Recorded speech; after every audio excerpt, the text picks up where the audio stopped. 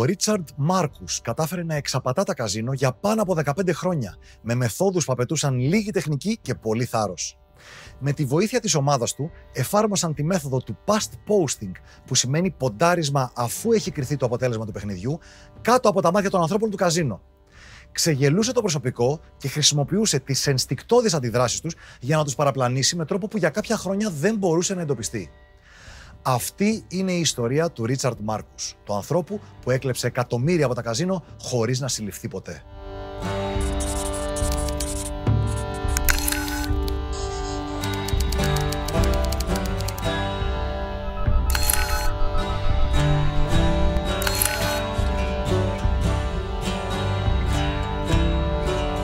Ο Ρίτσαρντ Μάρκους γεννήθηκε το 1955 στο Νιου Τζέρζι και από μικρή ηλικία είχε φανεί ότι ο τζόγος κυλούσε στο αίμα του.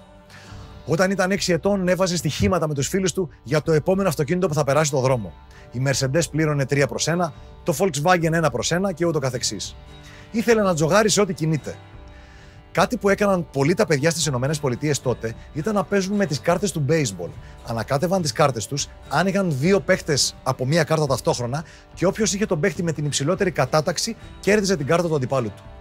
Μετά από κάποιες μέρες όμως παιχνιδιού με μια συγκεκριμένη παρέα, ο Μάρκους έχασε ολόκληρη τη συλλογή του και σύντομα κατάλαβε ότι τον έκλεβαν σε εκείνο το παιχνίδι και δεν είχε καμία ελπίδα να κερδίσει. Παρότι λοιπόν ήταν συντετριμμένος που έχασε όλες του τις κάρτες στο baseball, η σκέψη ότι θα μπορούσε και αυτός να βρει τρόπος για να εξαπατά τους άλλους είχε αρχίσει να το εξητάρει το μυαλό.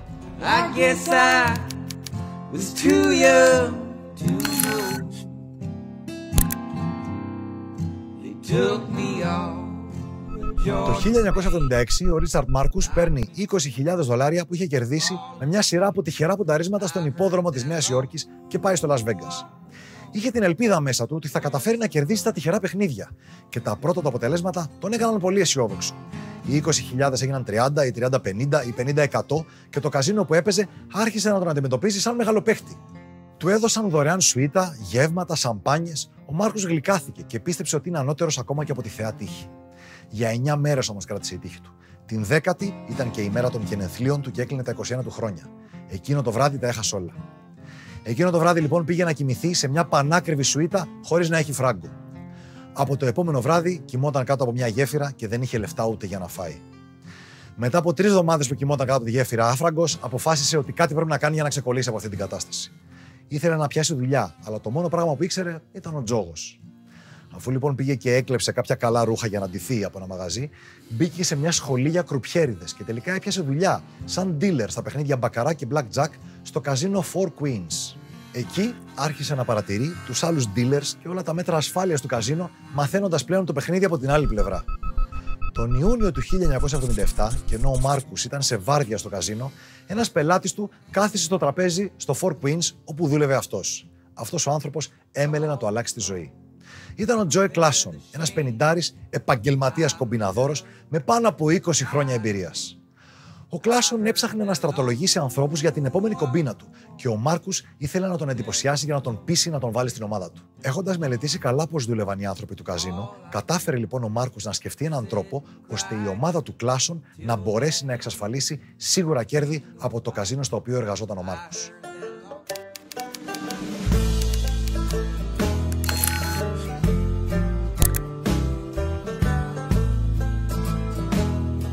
Ένα βράδυ που εργαζόταν και λίγο πριν τελειώσει η βάρδια του στο τραπέζι του μπακαρά, ο Μάρκους έπρεπε να ανακατέψει το επόμενο σετ από 6 τράπουλες για τον επόμενο κρουπιέρι.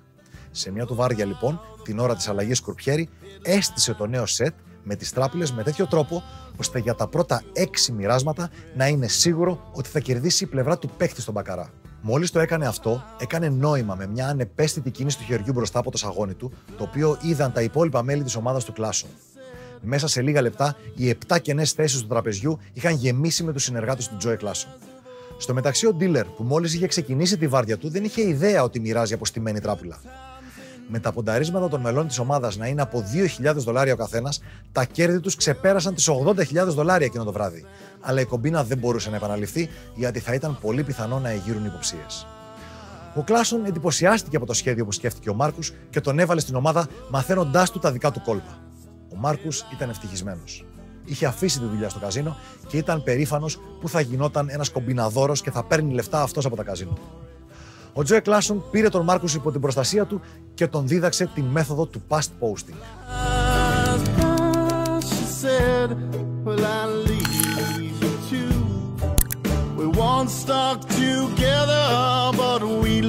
Η ομάδα του Κλάσον έκλεβε τα καζίνο με τη μέθοδο του past posting, το όνομα της οποίας έχει βγει από τις υποδρομίες.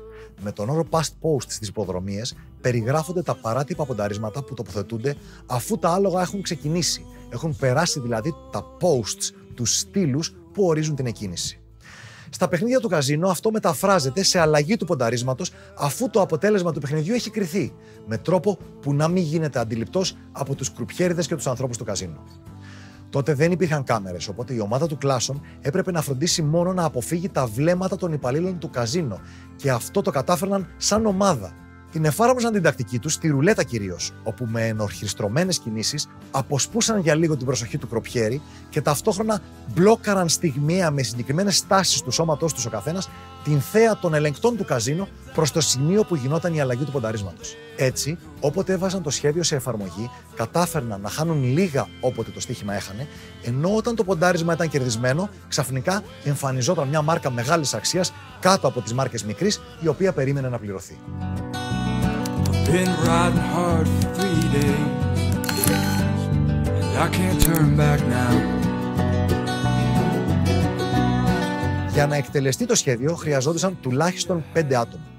Ο Κλάσον ήταν ο πιο περίτεχνος με τα δάχτυλά του και έτσι ήταν αυτός που θα άλλαζε το ποντάρισμα αν αυτό κέρδιζε, ενώ οι υπόλοιποι, φαινομενικά άγνωστοι μεταξύ τους, θα παρακολουθούσαν τη δράση και την κατάλληλη στιγμή θα ξεκινούσαν τις προβαρισμένες κινήσεις τους. Ο ένας μπλοκάρει τη θέα του dealer προς το ποντάρισμα, ο άλλος τη θέα του ελεγκτή που βρίσκεται πίσω από το τραπέζι και οι άλλοι δύο δημιουργούν μια μικρή αναστάτωση για να τραβήξουν τα υπόλοιπα βλέμματα.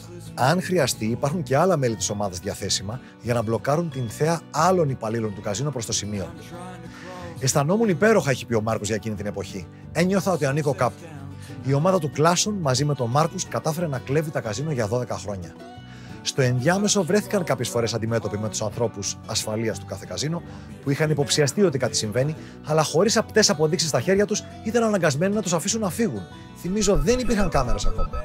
Το 1982 ο Μάρκους βρέθηκε αντιμέτωπος με τις αρχές της Επιτροπής Παιγνίων του Μισισίπι, αλλά εκεί δεν υπήρχε κανένα καταδικαστικό στοιχείο εναντίον του και αφέθηκε ελεύθερος.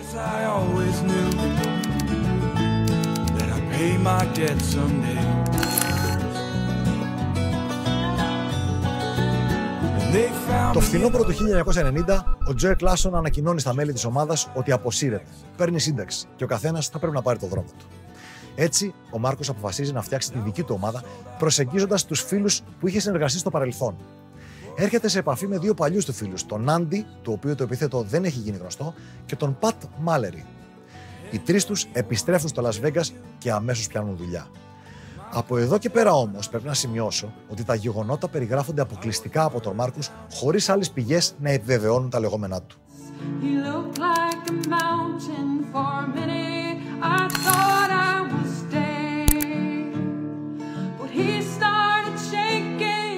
Αυτό το διάστημα, ο Ρίτσαρντ Μάρκους εξελίσσει μια νέα παραλλαγή της μεθόδου past posting που εφαρμόζεται στα τραπέζια blackjack και την ονομάζει Savannah από την αγαπημένη του stripper εκείνη την εποχή.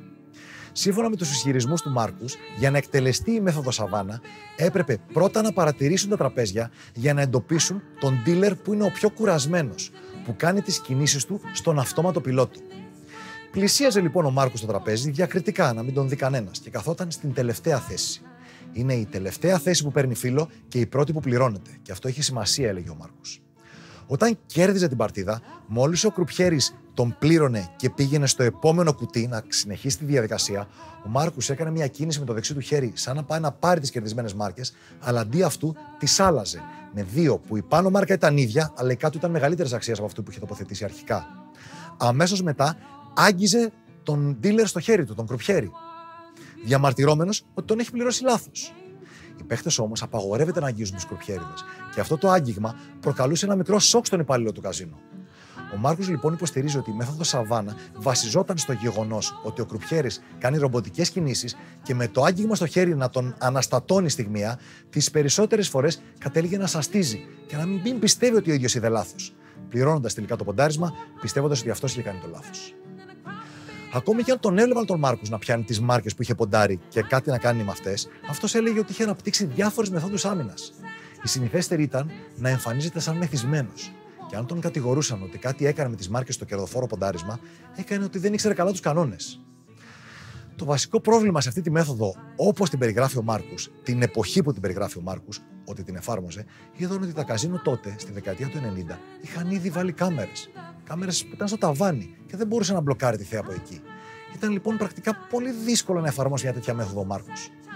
Ο ίδιος όμως υποστηρίζει ότι στη δεκαετία του 90 κατάφερε να κερδίσει με την ομάδα του ακόμα $2 εκατομμύρια από τα καζίνο όλου του κόσμου με αυτή τη μέθοδο, με τη μέθοδο Σαβάνα. I don't run into my baby and finally found my old blue jean. Το έτος 2000, ο Ρίτσαρντ Μάρκους αποφάσισε να αφήσει πίσω του τη ζωή του παράνομου χωρίς ποτέ του να έχει συλληφθεί. Είπε πως κουράστηκε να ταξιδεύει και να ζει με αυτόν τον τρόπο. Ήθελε να γράψει βιβλίο για τις εμπειρίες του, όπως και έκανε, με τον τίτλο American Roulette. Στη συνέχεια όμως έγραψε μερικά ακόμα βιβλία για άλλους χώρους, απάτες του διαδικτύου, μέχρι και για τα διαδικτυακά παιχνίδια πόκερ έγραψε, αλλά αυτά τα βιβλία δέχτηκαν αρνητικές κριτικές από πολλούς ανθρώπους του χώρου. Οι μέθοδοι που εφάρμοζε ο Ρίτσαρντ Μάρκους χρησιμοποιούνται σήμερα ως παραδείγματα στην εκπαίδευση των κρουπιέριδων και των ανθρώπων ασφαλείας των καζίνο, καθώς το εντυπωσιακότερο στοιχείο στην εφαρμογή τους δεν είναι οι περίτεχνες κινήσεις των απατεώνων, αλλά το τρομερό θράσος τους σε συνδυασμό με τα ελαττώματα των ανθρώπινων ενστίκτων. Σήμερα ο Ρίτσαρντ Μάρκους είναι 66 ετών και ζει στο Las Vegas. Τα κέρδη που αποκόμισε από τα χρόνια του στην παρανομία εκτιμώνται γύρω στα $5 εκατομμύρια, αν και ο ίδιος λέει ότι είναι πάνω από 10. Φαίνεται όμως ότι τα έξοδα που απαιτούσαν οι συνεχείς μετακινήσεις, καθώς και η μεγάλη ζωή του, τον άφησαν χωρίς οικονομίες και σήμερα αναζητά δουλειά ως σύμβουλος ασφάλειας σε καζίνο.